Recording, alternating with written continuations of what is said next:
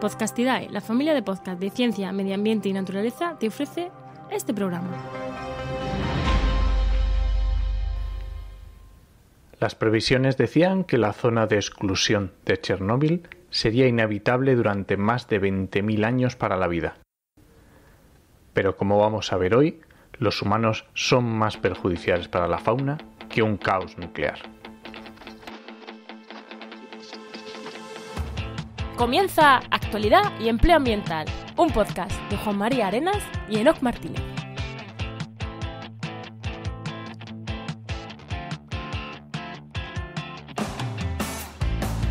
Buenas, soy Juan María Arenas. Y yo, Enoc Martínez.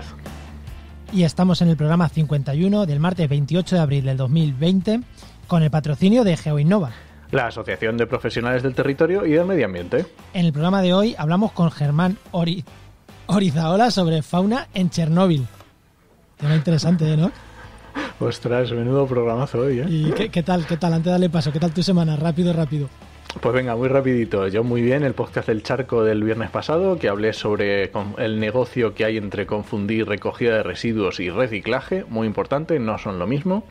Y anunciar para el sábado que viene, 2 de mayo, un podcast muy chulo en directo a las 11:30 de la mañana sobre fauna y confinamiento. Yo no me lo perdería. ¿Y tú qué tal? Di el hashtag, pues alguien quiere comentar. Fauna y confinamiento. Fauna y confinamiento. Pues yo mi semana pues desarrollando web, no puedo decir con las que estoy hasta que no estén publicadas porque son para una asociación así potente y demás, así que hasta que no esté publicada no la puedo decir. Y con muchos podcasts, no voy a hacer resumen. En el diario de un ecólogo hice varios que se escucharon un montón sobre la mierda de periodismo que tenemos y que aprovechan cualquier cutri noticia para hacer titulares sensacionalistas de cosas que no son ciencia, pero que como lo dice un médico en la tele ya parece que tiene el beneplácito de la ciencia y no es así. Así que diario de un ecólogo, quien quiera escucharlo, tengo bastantes hablando de eso la semana pasada. Y nada, que me he equivocado con el hashtag, es naturaleza y confinamiento. Vaya desastre. Vale. Pues vamos a darle paso ya al invitado, ¿no, Enoc? Venga, adelante. Pues hoy tenemos de invitado a Germán Orizaola, que es biólogo e investigador Ramón y Cajal del Instituto Mixto de Investigación en Biodiversidad. Buenas, Germán. Muy buenas. Hola, ¿qué tal? Buenas tardes. ¿Qué tal? Bueno, ¿dónde trabajas? Porque dices Instituto Mixto de Investigación en Biodiversidad. ¿Esto qué es? Pues el Instituto Mixto de Investigación en Biodiversidad es un centro, relativamente nuevo, como dice la palabra, mixto, entre la Universidad de Oviedo, el CSIC, Consejo Superior de Investigaciones Científicas, y el Principado de Asturias, ¿no? Tenemos un edificio fantástico en Mieres, aquí en el centro de Asturias. Qué guapo. Y ahí es donde trabajo hace ya un par de años que me incorporé, como decíais, como investigador Ramón y Cajal. Y estás investigando cosas de fauna en Chernóbil, ¿no? Principalmente. Sí, esa es la línea principal de investigación. En general he trabajado siempre con ambientes extremos, de manera natural, en principio, extremos en el sentido de trabajar con individuos que viven en alta montaña o en el Ártico, en situaciones un poco extremas. Y ya desde hace unos cuantos años, hace 5 años, pues sí, la línea de investigación principal es en Chernóbil, con efectos de la radiación y con la situación de la fauna en aquella zona. Pues ¿Qué ahora pasa? Vamos a hablar mucho de eso, y que va a estar súper interesante. Pero antes siempre, ¿no? Vamos con la sección de empleo. Vamos allá.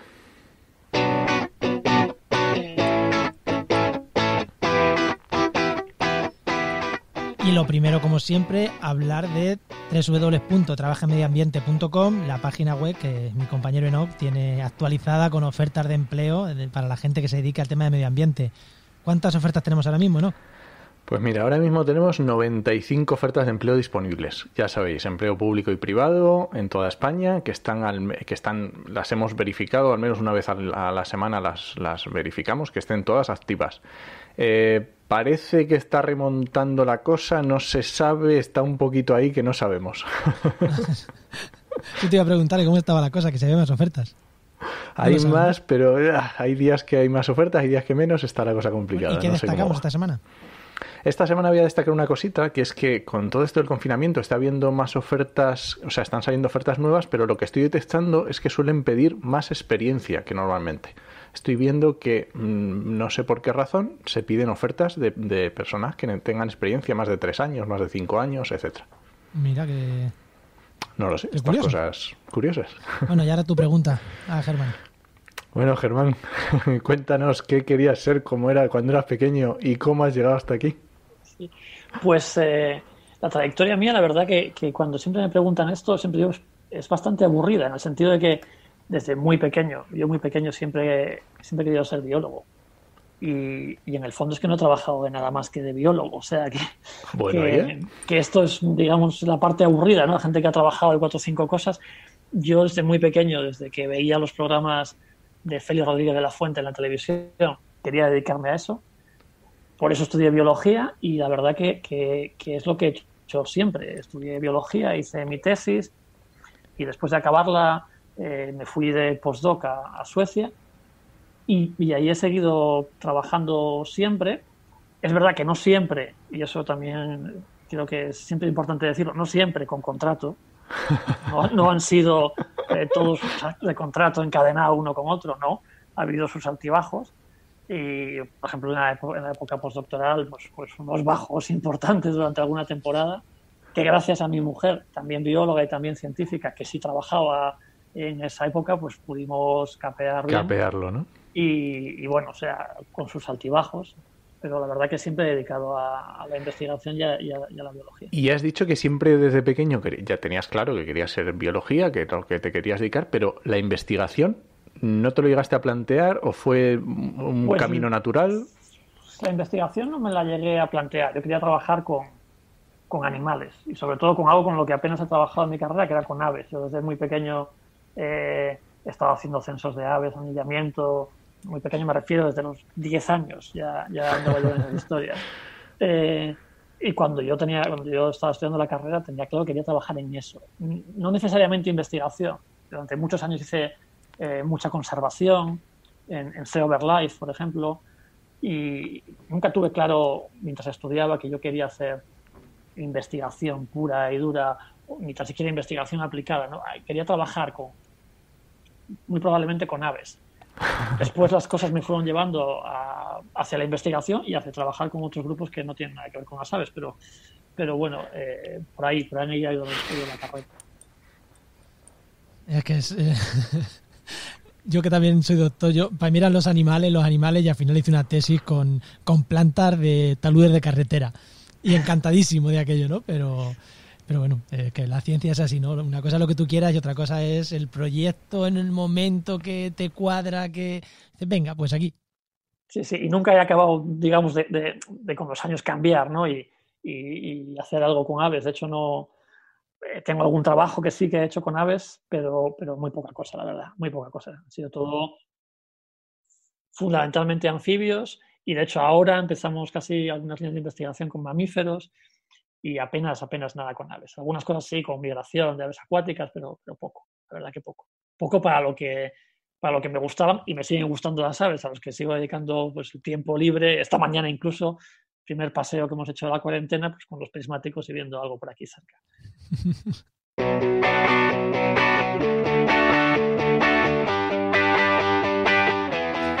Pues el 26 de abril de 1986... el reactor número 4 de la central nuclear de Chernóbil, en Ucrania, sufrió una explosión durante unas pruebas técnicas. Creo que esto todo el mundo lo sabe. Igual la fecha no, pero creo que el accidente de Chernóbil lo conoce todo el mundo. Y a consecuencia del accidente se emitió, atentos, unas 400 veces más radiación que la liberada por la bomba nuclear de Hiroshima, en Japón. Esto es hasta la fecha el mayor accidente nuclear de la historia y aquella zona debería de estar desierta durante al menos 20.000 años. Eso es lo que decían las estimaciones. Pero, Germán, no está desierta, ¿no? No, es una cosa... Bueno, yo creo que sorprendió casi desde el principio, ¿no? Pero desde los primeros años en los que sí que hubo un poco de desaparición de fauna, quedó muy claro que aquella zona seguía teniendo bosques y seguía teniendo praderas y seguía teniendo animales alrededor. Como decíais, allá se cumplían 34 años, o sea, ya más de 3 décadas del accidente, y la verdad es que la zona ahora mismo, en cuestión de diversidad, tiene exactamente las mismas especies que tenía antes del accidente. No ha habido pérdidas y de hecho ha habido alguna ganancia incluso, e incluso a nivel de abundancia, cuando se va por allí, hay trabajos a veces un poco conflictivos en cuanto a número y tal, pero en general hay bastante abundancia de fauna. O sea que todo completamente distinto a lo que se preveía. Efectivamente, quedan esos... Y todavía se sigue viendo, todavía se lee alrededor del accidente lo de los 20.000 años inhabitable. Bueno, pues la verdad que no. ¿Y cuánto, antes de entrar ya, cuánto tardó casi desde el primer momento? ¿Has dicho que ya empezaba a haber allí...? Sí, fauna. Por ejemplo, hay unos trabajos bastante buenos en la parte bielorrusa de la zona de exclusión, que también se vio muy, muy afectada, desde el principio, poco después del accidente. Entonces, en el año 87, la densidad o la abundancia de grandes mamíferos es muy, muy baja. Muy, muy, muy baja. Prácticamente no hay nada. Es un trabajo que se han hecho con alce, con corzo, con lobos. En el año 87 no había prácticamente nada. Pero ya a partir del año 88 las poblaciones empiezan a recuperarse y en escasamente unos pocos años, para el año 90, están prácticamente totalmente recuperadas. O sea, quiere decir que murieron con la explosión. En algunas zonas, el problema de Chernóbil es extremadamente complejo. Saber lo que pasó e incluso lo que pasa ahora. Y la afectación, claro. Y la afectación. Chernóbil es un sitio enorme. Es un sitio muy, muy grande. Entonces, cuando la gente habla de Chernóbil y de si murieron los animales, pues en todo Chernóbil evidentemente no murieron. O sea, gran parte de Chernóbil, de lo que nosotros conocemos como Chernóbil, la zona de exclusión, se vio poco afectada, por ejemplo, por la explosión. Otras zonas se vieron muy, muy afectadas, otras zonas se vieron afectadas de manera media. Entonces no lo sabemos con total seguridad. Evidentemente, en las zonas muy afectadas, gran parte de la fauna murió. En las zonas poco afectadas probablemente no pasase prácticamente nada. Entonces, a partir de ahí es como la zona de exclusión ha ido cambiando con los años, ha ido repoblándose, recuperándose lo que había que recuperar, y así es como sigue en evolución, cambiando poco a poco. Y en cuanto a radiación, porque asumo, para poner a la gente en contexto, a lo mejor hay alguien que piensa que dice, no, es que no hay radiación allí. Sigue habiendo mucha radiación, ¿no? Sí, lo mismo que decía, hay que decir, la radiación, para empezar, claro, por propia definición, lo que son compuestos inestables que se desintegran, que se degradan. Con lo cual se pierde radiación de manera constante a lo largo del tiempo, eso lo sabemos. Entonces, para empezar, como decía yo antes, las diferentes áreas de la zona de exclusión no se vieron afectadas de la misma manera con la deposición de radiación. Hay zonas con muchísima radiación que se depositó, y luego si eso hablamos, el famoso bosque rojo, sí. Y hay zonas en las que apenas se depositó nada. Entonces, las zonas en las que apenas se depositó nada, que son grandes zonas, por ejemplo, de todo el sur de la zona de exclusión, 30 y pico años después, la radiación que queda es la misma que puedo tener yo aquí en mi casa. Es decir, claro, nada, es radiación de fondo, por así decirlo. En otras zonas queda radiación mayor que la de fondo, pero tampoco mucho mayor que la de fondo. Y luego de ahí todo el gradiente a estas zonas todavía muy contaminadas. Entonces es un ambiente muy complejo a nivel de radiación. Cuando hablamos de que en Chernóbil hay vida, hay fauna, en concreto en las zonas porque alguien nos puede decir, claro, es muy grande y en las zonas con mucha radiación no hay nada y en el resto sí. No, cuando hablamos de que hay fauna y que hay ecosistemas allí funcionales, también nos referimos a la zona de máxima radiación, ¿no? Incluso en la zona de máxima radiación. Por lo menos a nivel, yo siempre digo que hay que diferenciar a nivel de población, a nivel de individuo. Eso es. Lo que nosotros observamos muchas veces, evidentemente, es a nivel población, porque apenas hay individuos marcados, por ejemplo, que se puedan reconocer individualmente y tal. A nivel de población, yo siempre lo digo, un sitio al que nosotros vamos de manera recurrente a trabajar con los anfibios es al pie mismo del reactor número 4, al pie mismo del reactor averiado. El primer sitio que yo visité de Chernóbil, un sitio que visito todos los años, una zona de marismas a 1 kilómetro del reactor averiado, que evidentemente tiene bastante radiación, es un sitio que está lleno de anfibios, lleno. O sea, de hecho, nosotros lo utilizamos como referencia. Claro, como el punto vamos desde máximo, aquí, ¿no? Hacia allí, a ver cómo está la temporada este año, temporada de cría. Hemos llegado un poco pronto, hemos llegado un poco tarde, para saber si las cosas están activas, vamos allí, al lago Albuchín, a los pies del reactor nuclear, y si hay actividad allí, perfecto, estamos en tiempo, vamos bien, y podemos seguir viendo otras zonas de la zona de exclusión. Entonces, nuestra referencia es un sitio de los más contaminados. Y ahora que hablas de este sitio, ¿Cómo es trabajar en esas condiciones? Pues se trabaja realmente prácticamente igual. Quiere decir, nosotros trabajamos, sí, con un dosímetro que nos va diciendo la radiación del momento, o sea, la radiación de la zona en la que estamos en ese preciso instante, y también toda la que llevamos acumulada durante todo el trabajo que hacemos en la zona de exclusión. Y un poco más de cuidado. O sea, de alguna manera recuerda un poco esto del coronavirus, ¿no? Pues bueno, si vamos con guantes, en zonas un poquitín con mucho polvo, en suspensión, podemos llevar mascarilla y no te tocas mucho. Y te lavas bien cuando acabas el trabajo de campo. Ah, pero que no lleváis nada que os proteja, en plan ningún traje especial que os proteja, claro, ni nada. Vais allí... Ahí está, ¿no? Por ejemplo, en alguna zona llevamos un traje de esos blancos, ¿no? Pues, que parecen esos trajes de protección, ¿no? Yo siempre digo lo mismo, bueno, protección, vamos a ver, no es un traje de protección.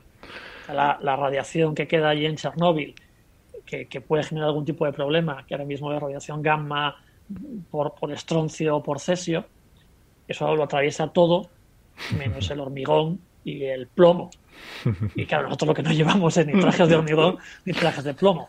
Esos trajes blancos, lo único que tiene una malla muy fina que hace que las partículas radiactivas que puedan estar en suspensión queden atrapadas, y tú simplemente te quitas ese traje, tiras allí y no te llevas esas partículas con tu ropa normal para casa.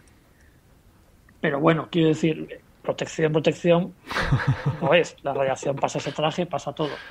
Entonces, pero son niveles, yo siempre, como decía, siempre vamos con un dosímetro, y a mí siempre me gusta hacer la comparación de a qué niveles de radiación estamos expuestos cuando trabajamos allí, ¿no?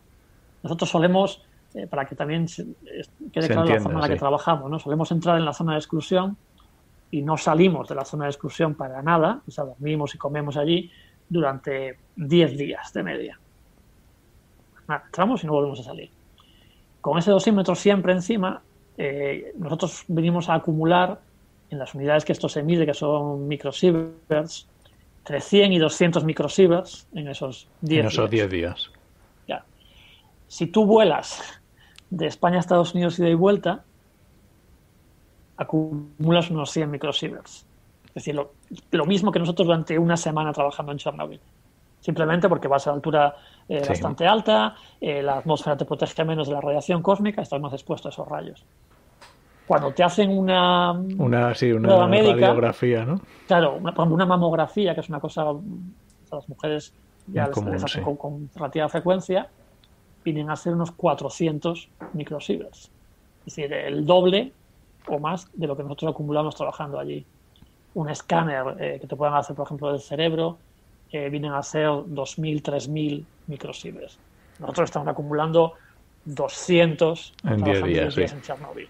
Es decir, esa es la radiación a la que en realidad estás expuesto, es decir, muy poca. No es un problema de dosis.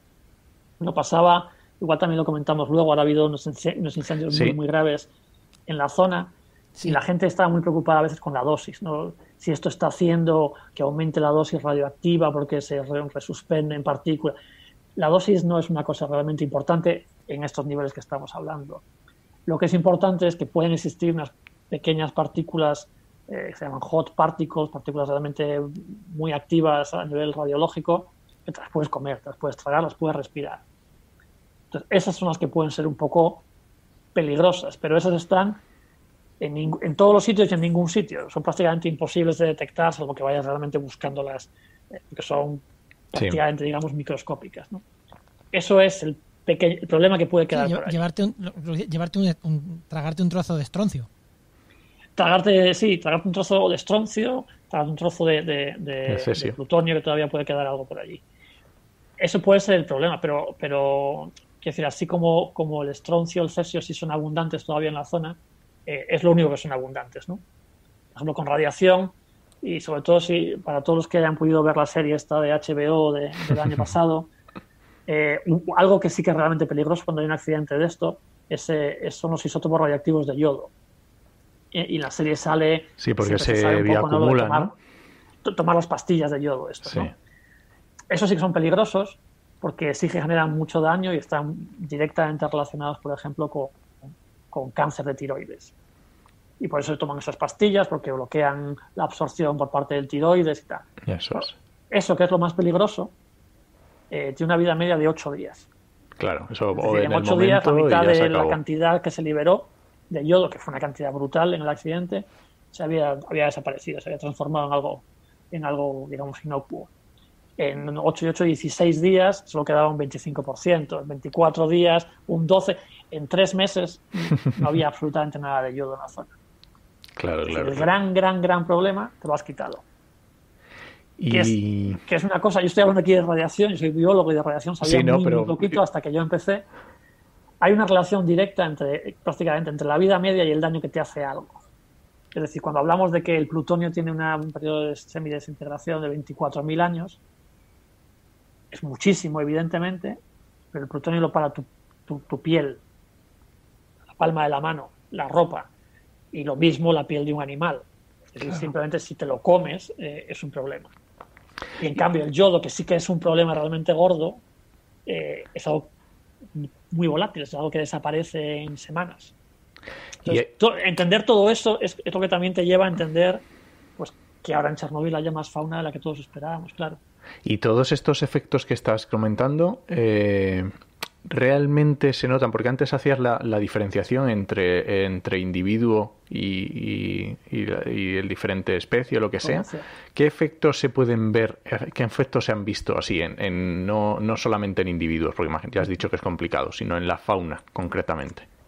En población Chernobyl, como decía, es un sitio muy complicado, muy complicado. Un problema, por ejemplo, en Chernobyl es que la zona de mayor radiación, la que hemos hablado antes un poco, el bosque rojo, que se ha utilizado en muchísimos trabajos como el sitio en el que mirar qué estaba pasando con los animales en un nivel alto de radiación. Sí, porque recordemos que el bosque rojo quedó totalmente destruido, todos los árboles murieron. Está muy cerca de la central, quedó totalmente destruido y tiene todavía unos niveles de radiación de hecho, bastante lo de bosque rojo es porque algo de color cambió con la radiación, ¿no? ¿O? Era un pinar que estaba prácticamente conectado con la central nuclear y se volvieron todas las acículas, todas las hojas de los pinos se volvieron rojas, los pinos murieron. Pero ahora ya de bosque rojo le queda el nombre, supongo, ¿no? Claro, ahí está, que es una zona que ya no es un pinar, murieron los pinos, ahora es un abedular. Pero es un abedular. Es un abedular en el que yo he estado trabajando con gente de allí y me han estado mirando cajas nido de carboneros y herrerillos que estaban criando allí, con chotacabras que levantabas por allí, con lagartos o ciervos que cruzaban por allí, los caballos, los lobos. Quiero decir, tiene bastante fauna. Aún así, como digo, es una zona que está todavía está pegada a la central nuclear. Central nuclear en la que hay muchísima actividad todavía de reconstrucción, descontaminación y demás.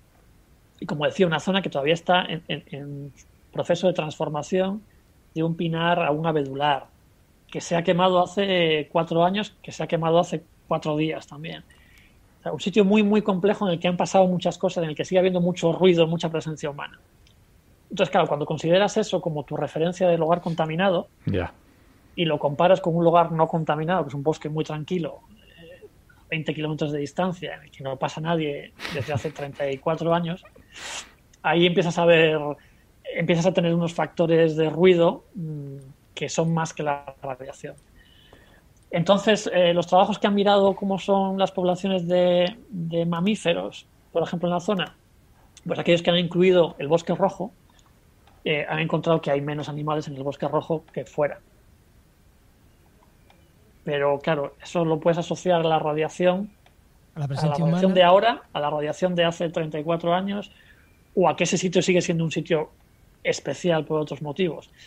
Complicado de saber. A la presencia humana. Pues, y una pregunta, ya que hemos hablado de que se ha convertido el pinar en abedular, ¿por qué ha sido esto? ¿Ha sido algo, el pinar era de reforestación y al arrasar el pino entra el abedul?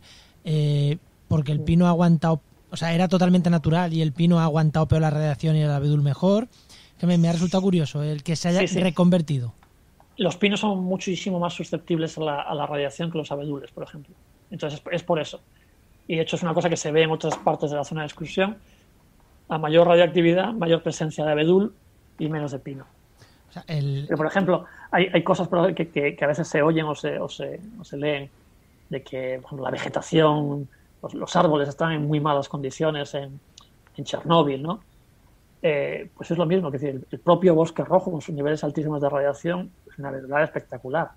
Anda. Y otras zonas de la zona de exclusión, yo este año pasado, el 2019, estando por allí, lo comentaba con la gente con la que iba, te sorprendías ver cosas que aquí en España son muy complicadas de ver, que es un roble de 2 metros de altura. ¿Sabes? Quiero decir, un roble que está creciendo, un robledal que se está expandiendo. Quiero decir, tú ves tus robles de buen porte, de sus 15 metros de altura, y ves que en el borde de ese bosque, efectivamente, hay árboles de 3 metros, de 2 metros y de 1 metro, que es un bosque que está en expansión. O sea, yo decía, joder, yo creo que no he visto con tanta frecuencia eso, un roble de 2 metros creciendo, que ves claramente que está creciendo y que es un bosque que se está extendiendo. Eso, aquí en España, o tenemos una carretera o tenemos un ganado que lo ha dejado a 1 milímetro de altura. Entonces, quiero decir, eso también es la situación de Chernóbil, de una zona que está en cambio ecológico, y aparentemente un cambio ecológico que yo no veo ningún gran efecto de radiación en esas zonas, ¿no? Sí, veremos eso, que una perturbación es una oportunidad para alguna... Oye, al pino le ha venido mal, pero a la Biblia le ha venido de lujo. Claro.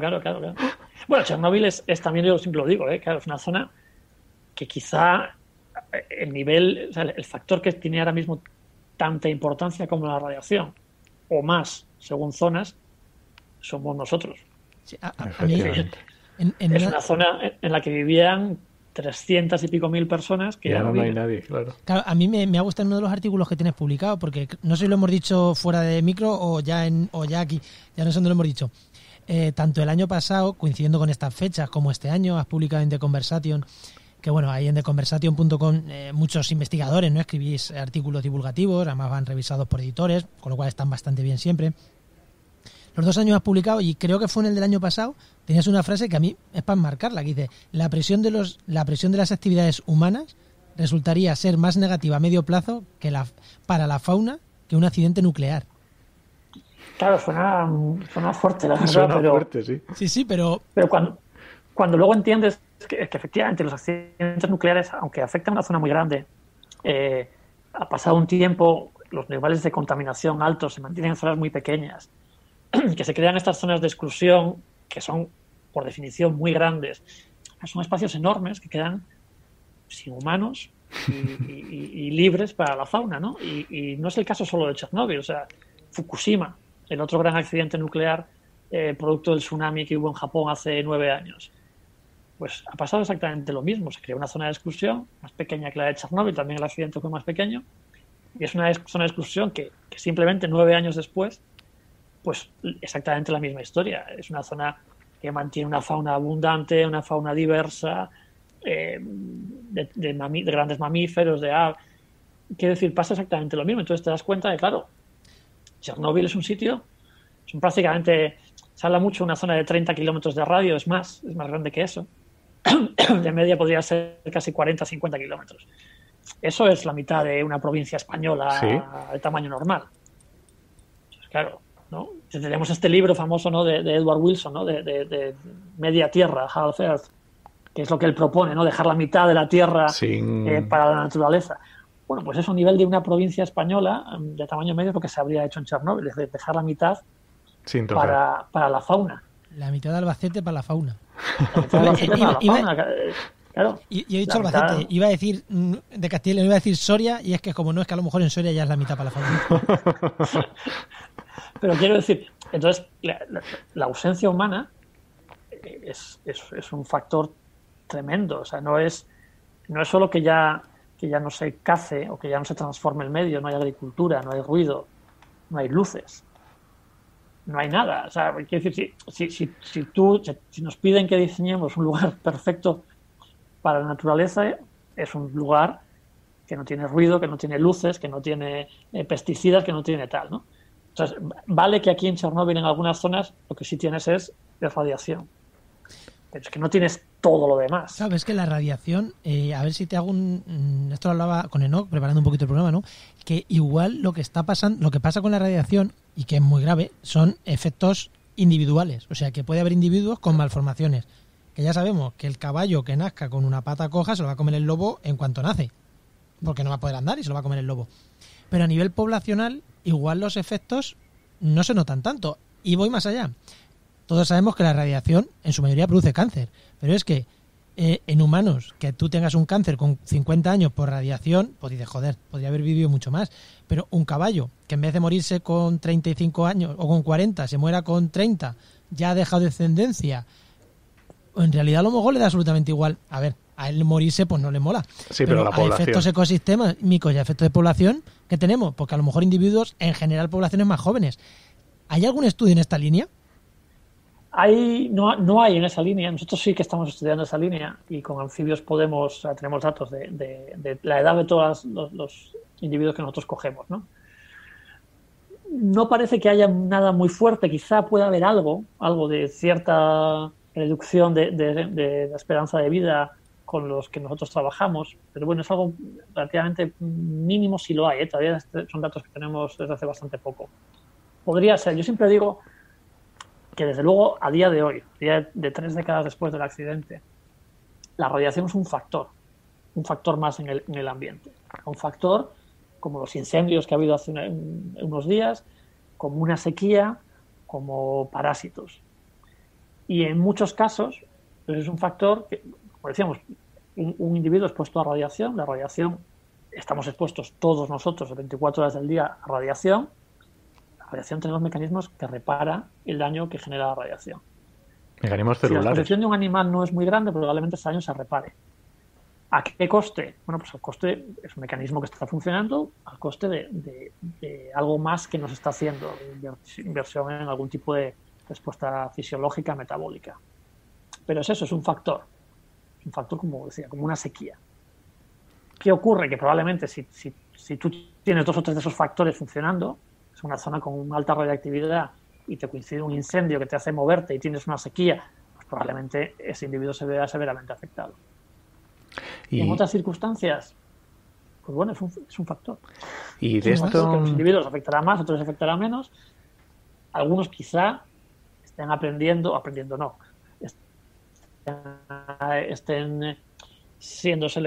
estén bajo un proceso de selección que les pueda llevar a que experimenten menos los efectos negativos de la radiación. Bueno, lo que sí está claro de Chernóbil es que es un sitio fascinante para seguir investigando por mucho tiempo.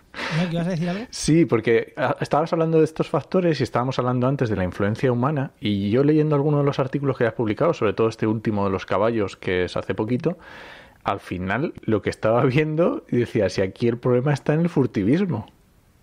Claro, por ejemplo, los caballos de Przewalski, que es el artículo este que publiqué ayer, a mí me parece un sistema de estudio fascinante por muchos motivos. Primero, es una especie muy interesante, se extinguió en la naturaleza, vive en muy pocos sitios y da la casualidad que vive en Chernóbil, ¿no? Tiene muchas cosas muy buenas. Una, no estaba allí en el momento del accidente. Es decir, no estuvo expuesto a los niveles realmente agudos más fuertes de radiación y tal. Con lo cual, esa fase te la quitas. Sería un poco un sustituto de qué hubiera pasado si los humanos hubiésemos vuelto allí 10, 12 años después del accidente. Sí, al final es una especie oportunista. Y claro, y entonces es una especie que tampoco, que es una cosa que siempre con otras especies hay sus dudas. Aquí no hay posibilidad de que caballos de Przewalski del exterior entren a Chernóbil. No los hay. No viven en ninguna otra zona a menos de 1000 y pico kilómetros. O sea, estos están reintroducidos allí.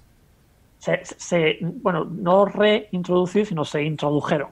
No vivían y desde otra reserva ucraniana se introdujeron. Pero se introdujeron porque alguien dijo, pues yo creo que haya caballos y meto caballos. Se introdujeron 30 individuos, en parte porque en la reserva en la que los tenía empezaba a haber un poco de sobrepoblación y en parte, aunque no está 100% seguro, parece que para controlar lo que comentaba antes, controlar la expansión del bosque. Chernóbil era una zona que tenía mucho bosque, pero tenía unos cultivos agrícolas soviéticos fuertes, muy, muy fuertes. Entonces, al abandonarse todo eso, como decía, el bosque empezó a avanzar. Y parece ser que también se querían introducir estos caballos para ver si se iban comiendo precisamente esos brotes de árboles y pensando en que quizá en un futuro alguien volviera allí a hacer agricultura, bueno, el ambiente estuviera un poco controlado. Pero esa fue la idea con los caballos, ¿no? Que no funcionó. Los caballos no, para empezar, los caballos no han hecho eso, los caballos viven gran parte del tiempo en el bosque, cosa que no viven en ningún otro sitio, pero aquí sí, aquí viven en el bosque. Y son como decía, un sistema muy interesante de que efectivamente se introdujeron 30, unos pocos murieron por el traslado, se hizo un poco mal de manera muy rápida. Es una población que a partir de 20 individuos, en 20 años, ha quintuplicado. Hay unos 150 o incluso más de 150 caballos. Entonces, el gran problema, como decía Enoch, que ha habido con estos caballos es que ha habido caza furtiva durante unos años que sí que hizo que la población frenase su crecimiento, disminuyese de manera importante, y una vez que se ha protegido un poco mejor es cuando ha vuelto otra vez a dispararse. Es decir, para esos caballos lo peor que les ha pasado en Chernóbil ha sido la caza furtiva. Y hablando de introducción de caballos, hay un término que está muy de moda ahora mismo, que es el de rewilding, que en el fondo lo que se ha hecho con los caballos ha sido un poquito... Es eso, ¿no? Sí, es un ejemplo un poco de rewilding, desde luego, sí. No es que se haya recreado nada que ya existiese allí, porque probablemente existieron hace muchos cientos. Cuando se habla de introducir el bisonte en España, tampoco es que estemos hablando de algo que pasó hace 10 años, ¿eh? Claro, no. Por eso quiero decir que en ese sentido sí, es un pequeño experimento de rewilding, ¿no? Y de rewilding en general. Es decir, de rewilding en el sentido de una zona en la que eliminas toda actividad humana y incluso un rewilding pasivo, digamos, ¿no? En el sentido de que dejas a la naturaleza que evolucione a su aire, que cambie a su aire, que lleguen especies, que no lleguen especies, que cambien pinos por abedules. Un sistema que dejas que vaya cambiando de manera natural, ¿no? Que es una cosa que se hace poco. Incluso los sistemas protegidos no se les deja abiertos, sino que se conservan, ¿no? Se conservan mucho. Se conserva un poco básicamente porque muchos ecosistemas son como son por la presencia humana.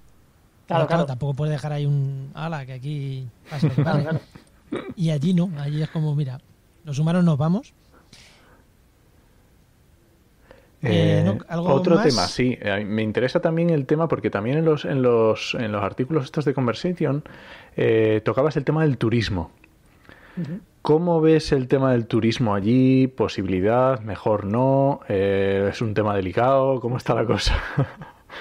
Claro, el tema siempre, en Chernóbil y en cualquier sitio, ¿no? El tema del turismo es un tema delicado a nivel ambiental, a nivel cultural. Claro. ¿no? La masificación turística, ¿no? Claro, yo al principio, no tanto al principio como digamos hace un par de años, ¿no? Empezabas a ver el turismo que se ha masificado en los últimos 6, 8 años. Se ha ido masificando el año pasado con la serie mucho más, ¿no? Claro. Bueno, masificando, incrementando, vamos a decir incrementando. Lo veía un poco de manera negativa, ¿no? Cuanto más lo pienso, menos negativo lo veo, con un mínimo control.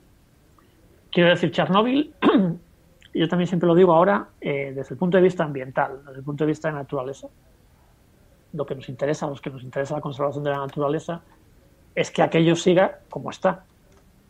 Es decir, siga siendo una zona sin actividad humana, sin gran actividad humana, sin desarrollo de nuevos planes de construcción, una zona que se dedique a la fauna, a la conservación de la biodiversidad. Eso, siendo realistas, no se va a conseguir por el valor de la biodiversidad como tal. Eso sabemos que la economía es la economía y eso se va a conseguir si da algún tipo de rédito económico. Entonces, ¿cuál es el rédito económico ahora mismo en Chernóbil? El turismo. El turismo que no es un turismo de naturaleza, o al menos de momento no es un turismo de naturaleza, que es un turismo de catástrofe, llamémoslo histórico-cultural. Hay gente que va y que fundamentalmente ve una zona muy pequeñita, la zona de exclusión, que es la ciudad de Pripyat, la gran ciudad abandonada. Tal. Es que no tiene que ser, cuando hablamos de Fukushima, la ciudad abandonada tiene que ser súper llamativa. Sí, pero el turismo ve eso, ¿no? Ve esa ciudad, que es, luego si eso hablamos de la ciudad, es llamativa, pero es un sitio también muy complejo de ver, un sitio abandonado y saqueado a la vez, un sitio un poco... Bueno, el turista ve eso, que sí, bueno, es llamativo, es espectacular. Ve la central nuclear y ve un par de aldeas, un campamento de verano que se ha quemado entero hace unos días, es lo que ve. Una zona muy, muy pequeñita, pegadita a la central nuclear y a la carretera principal y tal, y en el resto no van. O sea, quiero decir, el turismo se mueve por menos del 10% de la zona de exclusión. Sí, que el efecto sobre la fauna al final va a ser mínimo. El efecto es poquísimo porque además se mueven por la misma carretera por la que se mueven los trabajadores. Es decir, un sitio que ya, como decía antes, hay actividad humana. Pero es que la inmensa mayoría de la zona de exclusión ni lo pisan ni nada. Entonces yo honestamente creo que un turismo bien regulado, que siga un poco centrándose, pues por un lado, en una parte de respeto, de entender lo que pasó allí, esa parte sociocultural, histórica de la zona. Que se centre en eso y que se mantenga dentro de unos límites normales. De hecho, es lo que tiene que contribuir a que Chernóbil siga siendo una zona de exclusión y lo que es oficialmente, que es una reserva de la biosfera, llaman ellos. No lo que nosotros entendemos por reserva de la biosfera, pero es una reserva natural. Entonces yo creo que más que ir contra el turismo, lo que tenemos que es, como en muchas ocasiones, juntarnos con el turismo, ¿no? Al menos en este caso. Y hacer que ellos sean respetuosos por una parte con el ambiente natural y que contribuyan que aquellas zonas se conserven, tanto por los valores sociales y culturales que tiene, como por los valores naturales que ha ido ganando, ¿no? Entonces, yo no soy especialmente crítico con el turismo, cada vez menos. De este tema más o menos hablábamos cuando entrevistamos a Blanca Berzosa de WWF, con el tema del lobo y el turismo. También hablábamos de algo parecido, ¿no? Que, oye, el turismo posiblemente en algunos sitios está ayudando a conservar el lobo porque al final es una fuente económica también. Claro. Eso todavía es más distinto, ¿no? Porque ese tipo de turismo, digamos, de observación de fauna, bueno, puede ser más peliagudo, ¿no? Porque a fin de cuentas sí que es gente que va a ambientes naturales buenos, pues a ver lobos o a ver osos, en el caso, por ejemplo, de aquí de Asturias. Ahí creo que hay que ser muy cuidadoso. No sé si siempre se está haciendo, pero el caso de Chernóbil es distinto, porque el turismo que viene no viene a ver la fauna. El turismo que viene no le interesan ni los caballos de Przewalski, ni los lobos, ni los osos, fundamentalmente. Viene a otra cosa y se mueve por otras zonas. Entonces yo creo que el problema es menor. Y antes de terminar, has hablado de las ciudades, de la ciudad esta de Pripyat, es la ciudad, ¿no? Pripyat, sí. Sí. Haciendo una similitud con lo que estamos viendo ahora mismo, que estamos diciendo, estamos confinados y las aves y toda la fauna está tomando las ciudades, que parece que nos están invadiendo los animales. Que no es así, no nos están invadiendo. ¿Cómo se ve, tú que has estado por allí en esa zona, aquello sí que está abandonado y aquello sí que puede estar tomado por animales? Sí. ¿Entran a las ciudades abandonadas o realmente al final terminan yéndose al monte, que es donde tienen comida, donde tienen de todo? ¿O entran a las ciudades no sé? Claro, sí, hay mucha gente que está haciendo un poco ese paralelismo, ¿no? De el extremo de esta cuarentena sería algo parecido a Chernóbil, ¿no? Que es muy exagerado, ¿no? Yo, claro, lo que siempre digo es que la ciudad de Chernóbil ya no es una ciudad. La ciudad de Chernóbil es un bosque que tiene edificios por el medio. ¿Sabes? Quiero decir, es que es realmente un bosque, siempre lo digo. O sea, yo la primera vez que llegué a la ciudad de Pripyat iba por un camino, una carretera, un camino, y que iba rozando con los abedules. Pam, las dos ventanillas. Pues eso es la avenida Lenin. Esa es la avenida principal de entrada a la ciudad, hoy por hoy. Y cuando llegas, sí, claro, hay edificios, pero hay edificios que hay veces que estás delante de una torre de 15 pisos y no la ves. Por el bosque, claro. Luego tú te dices, a ver, estaba aquí, pero si aquí hay 5 torres en esta plaza y yo no las he visto. Que es árboles. Entonces, claro que Pripyat tiene fauna, tampoco es el mejor sitio de toda la zona de exclusión, como digo. Bueno, pues para empezar, fue una antigua ciudad, todavía tiene mucho turismo, está relativamente cerca de la central nuclear, hay zonas infinitamente mejores. Pero claro que tiene fauna, porque es lo que digo, ya no es una ciudad abandonada, es un bosque con casas que quedan por el medio. Entonces sí que hay cierta fauna. Hombre, evidentemente tampoco, como decía, tampoco digo es la mejor zona de Chernóbil, ¿eh? No te vas a encontrar por allí a los lobos o a los osos o nada por el estilo. Si nos vamos sí que hay. Si nos vamos de Cuenca y en 30 años Cuenca está tomada por un bosque. Claro. Cuenca, porque Madrid igual es demasiado grande y tarda un poquito más. Sin duda. Qué pasada, no sé. Es una pasada. A mí me encantaría ir. Sí. Tiene que ser alucinante. Es, por ejemplo, yo siempre lo digo, es lo que no está desarrollado, no hay nada por el estilo, es el turismo de naturaleza, que también podría ayudar a conservar la zona, ¿no? Yo creo que sigue quedando un poco en el subconsciente que aquella zona es una zona pues contaminada, radioactiva, que sufrió un accidente, todo eso, digamos, con un componente negativo que hace que no sea muy atractiva para la gente que nos puede gustar o natural o salvaje ver fauna, ¿no? En Chernóbil se puede compaginar realmente, ¿no? Entender cómo fue el accidente, entender la situación que tiene ahora y disfrutar de la fauna, claro.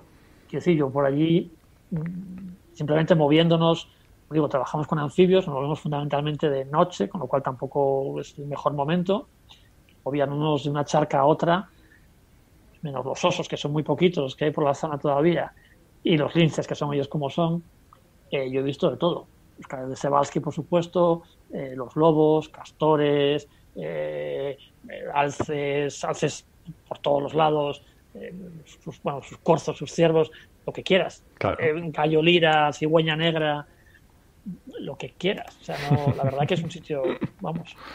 Yo este año, que no solo por el coronavirus, sino porque tenemos planeado otra cosa, no voy a ir en primavera. Lo vas a echar lo echo de menos. Yo creo que lo vamos a ir dejando aquí. Sí, yo creo que está muy bien. Súper interesante. En las notas del programa vamos a dejar algunos de los enlaces que hemos comentado y alguno más sobre todo artículos de prensa. Nosotros no, o sea, quien te busque por artículos científicos que te busque, pero compartimos varios de prensa porque es más digerible, ¿no? Que un artículo científico pues suelen ser menos digeribles. Sí. Y antes de nada, pues antes de despedirnos, como siempre, ¿dónde te podemos encontrar? A la gente que le interese todo lo que publicas, ¿dónde estás en Twitter? ¿Tienes página web? Sí, pues una cosa que yo siempre, como decía un poco al principio, ¿no? Quizá por mis inicios en el mundo un poco de la conservación y de las aves, una cosa que yo siempre he tenido muy clara en mi carrera es la necesidad de comunicar, de contarle a la gente lo que hacemos desde un punto de vista científico, lo que estoy haciendo ahora, lo que he hecho ayer con el artículo ¿no? Eso no es algo que para mi carrera puramente científica cuente gran cosa. Pero para mí es parte de mi responsabilidad social como... Bueno, ya empieza a contar un poquito más. Como científico y como científico de una institución pública y pagado... Bueno, muy poquito. Digo, como científico de una institución pública y pagado con dinero público, contarle a la gente lo que hacemos, ¿no? Entonces, como digo, siempre he tenido esa intención, ese interés. Entonces, estoy en Twitter, soy bastante activo en Twitter, como Georizaola, todo junto. Y también tengo página web porque, por ejemplo, sí que hacemos, siempre lo he hecho desde que empecé a trabajar en Chernóbil. Cuando estamos trabajando allí, hago una especie de diario de campo en directo. Ay, qué guapo. Es decir, cada día, qué chulo. A pesar de que llegamos a las muchas de la mañana, me siento un rato y escribo qué hemos hecho ese día, para que la gente entienda también cómo es trabajar en Chernóbil. Lo que hablábamos antes, desde medidas de protección, por qué zonas nos movemos, qué animales vemos, cómo es aquello, si estamos en un pinar, en un abedular. Siempre intento contar qué hacemos, ¿no? Y cómo nos va, porque a veces hay días que nos va muy bien y hay días que nos va muy mal. También eso es parte de la ciencia. Entonces, siempre lo intento contar, ¿no? Entonces tengo en WordPress, la dirección es www.georizaola.wordpress.com. Lo dejamos en las notas. Ahí también tengo mi página y hay una sección de blog en la que día por día, siempre que estamos en Chernóbil, contamos qué hemos hecho, cómo nos ha ido y nuestras impresiones desde allí, ¿no? En directo, sin editar a posteriori ni nada, en directo. Genial. Para que la gente entienda y pueda un poco experimentar, aunque sea a través de nosotros, cómo es trabajar en Chernóbil. Pues genial. Súper interesante. Muchísimas gracias por habernos cedido estos minutos. Bueno, esta hora, que no son minutos, esto es una hora lo que llevamos aquí, para hablar de fauna en Chernóbil, además en estas fechas tan sí, señalada, ¿no? Que hace justo, el domingo hizo justo 34 años, aunque el podcast es atemporal, así que igual la gente lo escucha en agosto. Así. Va a seguir teniendo actualidad este podcast. Muchas gracias, Germán. Muchísimas gracias. Nada, muchas gracias a vosotros por invitarme. Encantado. Hasta luego. Hasta luego.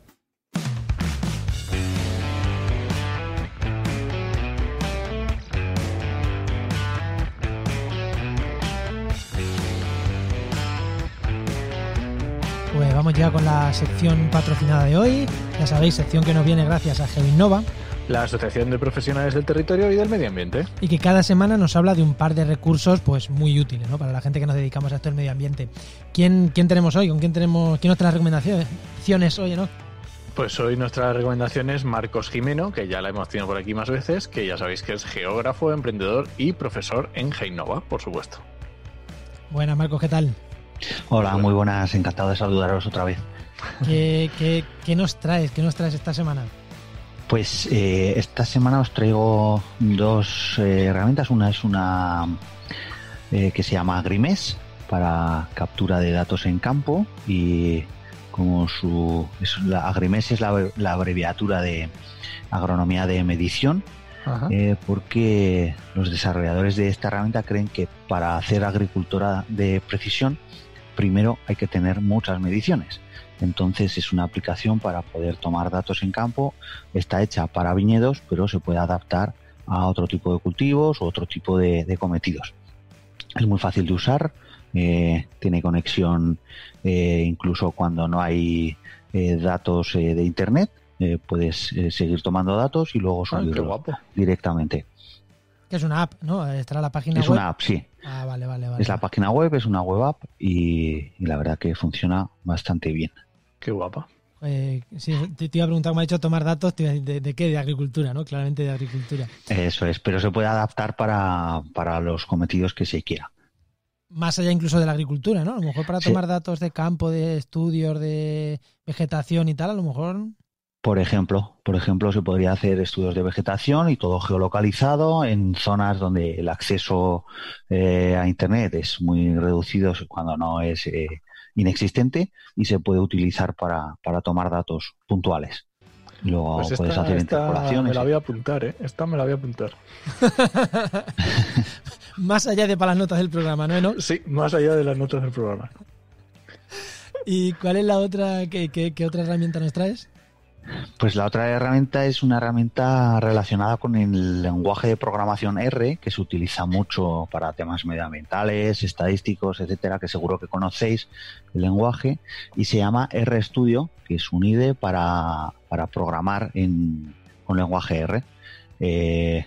Facilita mucho la vida porque puedes instalar paquetes directamente desde ahí, paquetes para hacer GIS, para hacer raster, para sacar diferentes plots o gráficos, y la verdad que es muy muy útil, es gratuita, funciona en todos los sistemas operativos, entonces es una herramienta a tener muy en cuenta, y sobre todo si nos estamos iniciando en el lenguaje R ayuda mucho porque te ayuda a ver lo que estás haciendo un poco mejor. Yo que trabajo mucho en R con la tesis, RStudio es una maravilla, es que la diferencia de cogerte un R limpio, que al final es lo mismo, programas igual, no penséis que es un entorno gráfico raro, programas igual, pero la diferencia es grande como visualiza todo. Es que sí, yo la recomiendo también. Yo la he usado esta y la recomiendo muchísimo. Aunque pues te voy a decir, me cuesta que haya gente que trabaje en R asiduamente y que no conozca ya esta herramienta, porque es que es una maravilla, pero a la gente que le dé miedo entrar en R, igual esta pues una puerta de entrada que facilita un poquito las cosas, ¿no? Claro, sí, un poco la recomendación es esa, para la gente un poco menos iniciada, para que sepa que esa herramienta existe y que no es tan complicada de utilizar como una línea de comandos pura y dura que se puede hacer mucho más pesado y mucho más incomprensible en ocasiones. Sí, sin duda. Pues genial, ¿no? Muchas gracias, sí. A vosotros. Muchas gracias por la herramienta. Nos vemos en la siguiente. Que nada, pues eso, muchas gracias. Recordad que esta sección ha sido patrocinada por GeoInnova, la Asociación de Profesionales del Territorio y del Medio Ambiente, y que puedes encontrar en www.geoinnova.org.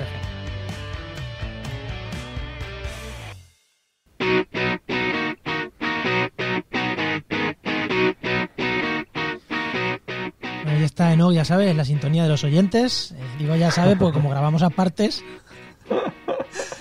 Oyentes, ¿qué tenemos de oyentes? ¿Qué tenemos de comunidad? Oyentes, comunidad, llámalo como quieras. Pues yo hoy quiero recomendar el grupo de Telegram, porque hay unas conversaciones muy, muy interesantes, hay gente muy interesante que comenta cosas muy chulas, y además es que pasa una cosa, que solemos decir antes quién va a ser el invitado del programa de la semana, porque si nos quieren hacer preguntas, pues nosotros se las hacemos al invitado o tal, y yo creo que está bien, yo creo que está chulo. Sí, ¿recuerda cómo se llama el grupo de Telegram?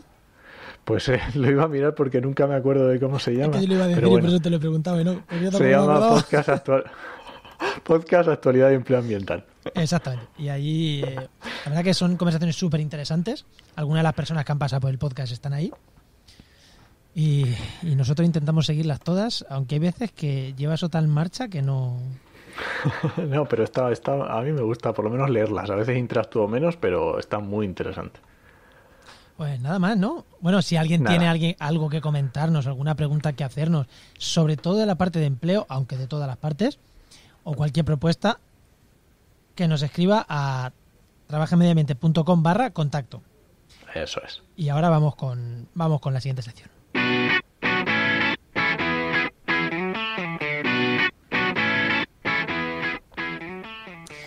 Y vamos con la sección de networking, de agenda, de eventos.